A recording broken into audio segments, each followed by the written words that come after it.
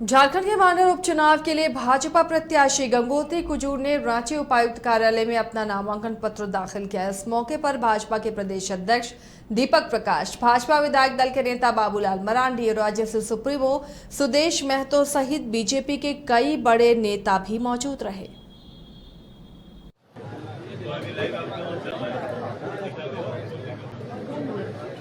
और करना है। इधर मांडर विधानसभा उपचुनाव के संदर्भ में आजसू पार्टी सुप्रीमो सुदेश महतो ने कहा कि उनकी पूरी पार्टी गंगोत्री कुजूर के साथ है और गठबंधन के तहत ये सभी चुनाव लड़ रहे हैं, जिससे एनडीए और मजबूत हुआ है। उन्होंने पिछले विधानसभा चुनाव के बारे में भी कहा कि अलग अलग चुनाव लड़ने का खामियाजा वे लोग पहले ही भुगत चुके हैं। पिछली सरकार ने गुमराह करके हमेशा हम लोग कह रहे हैं कि वो बातों को रखा जाता है जो शायद गवर्नमेंट में आने के बाद उनके लिए भी पॉसिबल ना हो। तो मैं तो कभी बीच में आप लोग से याद होगा कि मैंने कहा था कि एक शपथ पत्र दलीय रूप से लोगों का जाना चाहिए। शपथ पत्र हो कि अपने कमिटमेंट का शपथ पत्र चुनाव आयोग को भी जाए कि आप जो ये चेंज हो सकता है तो करना चाहिए मेरे हिसाब से, कि आप जिस बात को बोल के आएंगे उसकी पहल होनी चाहिए, वो दिखनी चाहिए। अगर नहीं हो रहा है तो उनके खिलाफ में एक्शन का भी थोड़ी सख्ती कहीं ना कहीं रहना चाहिए।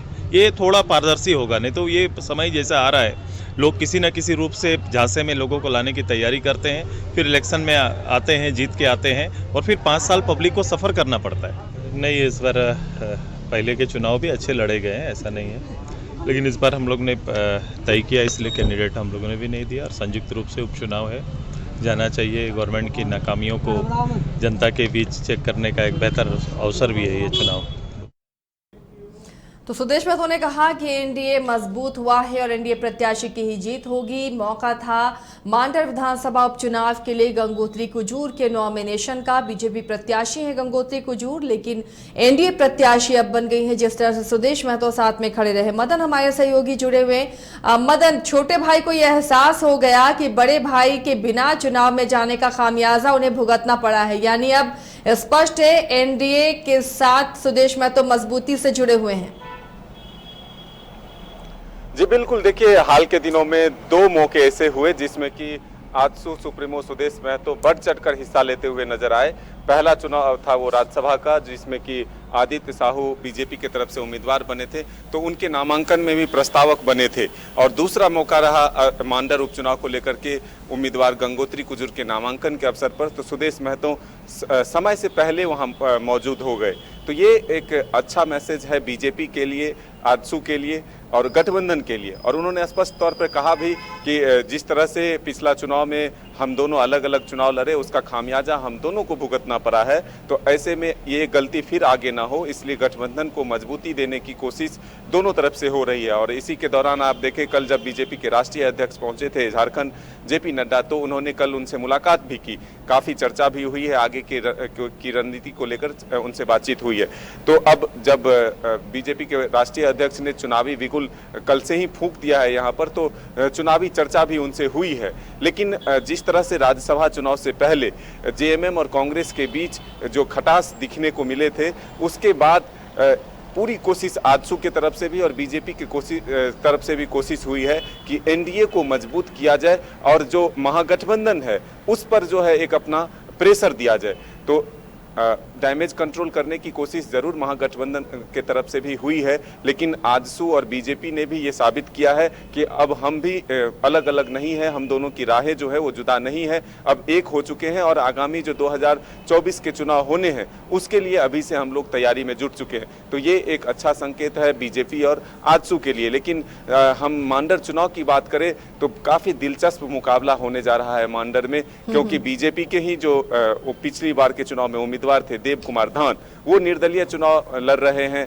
कई और उम्मीदवार हैं जो एक जाति। इसके अलावा जो आंदोलन होते रहे मदन पिछले दिनों लगातार खतियान को लेकर, अब उसका भी हवाला देकर यहाँ कैंडिडेट खड़े हो रहे हैं, तो वाकई ये मुकाबला काफी दिलचस्प नजर आ रहा है। इसीलिए हमने पहले ही कहा कि मांडर का चुनाव जो है वो काफी दिलचस्प होने जा रहा है। खतियान आधारित पार्टी जो है, अमित महतो पूर्व विधायक हैं, उनके उम्मीदवार भी चुनावी मैदान में। छात्र संघ के जो उम्मीदवार हैं वो भी चुनावी मैदान में हैं। उनका भी यही कहना है कि रोजगार और 1932 आधारित जो खतियान है वो लागू करने की मांग को लेकर के हम चुनावी मैदान में उतरेंगे। जनता हमारे साथ है, जो भी खतियानी है उसका वोट हमें प्राप्त होगा। तो एक तरफ खतियान आधारित वोट की मांग, दूसरी तरफ विकास की बात करके वोट की मांग, ये तमाम चीज़ें जो है जरूर इस चुनावी दंगल में देखने को मिलेगा।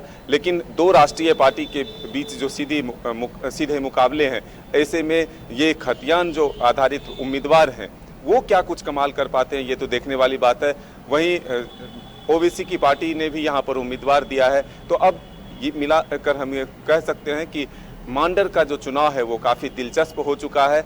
आखिर जीत किसकी होती है, इसके लिए तो हमें इंतजार करना होगा। मदन, जिस तरह सुदेश महतो ने आगे बढ़ के ये दिखाया कि एनडीए पूरी तरह से इंटैक्ट है और मांडर उपचुनाव में जीत होगी, उसी तरह क्या आपको गठबंधन में भी वही नजर आया? हालांकि नॉमिनेशन के दौरान सीएम खुद पहुंचे कांग्रेस प्रत्याशी के नॉमिनेशन में, लेकिन क्या चुनावी प्रचार में जमीन पर वो एकजुटता नजर आ रही है मांडर में? बिल्कुल, देखिए वो कांग्रेस के कार्यकर्ताओं की अगर बात करें तो बीजेपी का जो दावा है, बंधु तिर्की के बेटी को जिस तरह से उम्मीदवार बनाया गया है, ऐसे में कांग्रेस के कार्यकर्ता नाराज नजर आ रहे हैं, ये उनका कहना है बीजेपी का। लेकिन फिलहाल जो गठबंधन है, महागठबंधन, उसमें कोई दरारें नहीं दिख रही है। मांडर को लेकर के सभी एकजुट हैं। मुख्यमंत्री हेमंत सोरेन खुद नॉमिनेशन के लिए उनके साथ पहुंचे थे। तो ऐसे में हम कह सकते हैं कि मांडर में एकजुट होकर कांग्रेस और जेएमएम, आरजेडी तीनों मिलकर चुनाव लड़ना चाहती है, ताकि उपचुनाव के परिणाम जो है वो उनके पक्ष में हो, क्योंकि वो अभी सरकार है, वर्तमान में हेमंत सोरेन के नेतृत्व में चल रहा है। तो ऐसे में कोई प्रेशर एक तरफ से ना पड़े, अगर किसी भी तरह से कोई गलती होती है तो फिर उसका खामियाजा न भुगतना पड़े, इसलिए महागठबंधन राज्यसभा के चुनाव के दौरान जो दरारें पैदा हुई थी उसे पाटते हुए इस उपचुनाव में महागठबंधन को मजबूती देने की कोशिश की जा रही है। ये जो कई कैंडिडेट खड़े हुए हैं मदन, मांडर उपचुनाव की बात करें तो एआईएमआईएम ने भी अपने कैंडिडेट को उतारा है, खतियानी पार्टी ने अपने कैंडिडेट को उतारा है, कई और लोग ऐसे खड़े हुए हैं।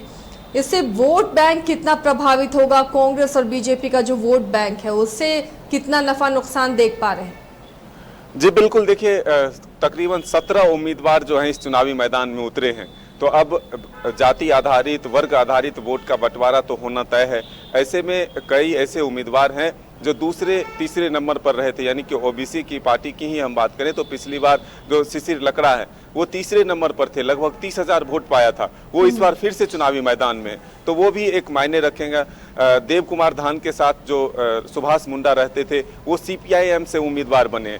तो अब छात्र संघ से लेकर के और जो तमाम राजनीतिक दल है उसके उम्मीदवार, शिवसेना ने भी अपना एक उम्मीदवार दिया है। तो ये तमाम जो उम्मीदवार हैं वो अलग अलग वोटों का जो है बंटवारा करेंगे। तो ऐसे में अब देखना होगा कि बीजेपी और कांग्रेस के खाते में कितना वोट आता है और किसके माथे जो है जीत का सेहरा बनता है, ये तो आने वाला वक्त बताएगा। लेकिन मुकाबला काफ़ी दिलचस्प है, क्योंकि 17 के करीब उम्मीदवार चुनावी मैदान में हैं। कई राजनीतिक दल हैं, तो कई खतियान आधारित जो दल बने हैं उससे हैं, छात्र हैं, और जो स्थानीय लोग हैं जिनकी अपनी पकड़ है क्षेत्र में, वो भी चुनावी मैदान में निर्दलीय के रूप में हैं। बीजेपी से बागी हुए देव कुमार धान भी चुनावी मैदान में है। तो ये मुकाबला काफ़ी दिलचस्प होने वाला है और क्षेत्रीय मुद्दा से लेकर के राष्ट्रीय मुद्दा तक जो है इस चुनाव में आने वाला है। चलिए मदन, बहुत बहुत शुक्रिया इस तमाम जानकारी के लिए। तो फिलहाल राज्य की राजनीति मांडर उपचुनाव को लेकर अभी गर्म है और देखना है दोनों ही तरफ से, पक्ष विपक्ष दोनों तरफ से कितनी मजबूती के साथ चुनाव प्रचार होता है और कौन इसमें जीत हासिल करता है। फिलहाल इस बुलेटिन में इतना ही, लेकिन खबरों के लिए आप बने रहिए न्यूज़ बाय स्कोप के साथ।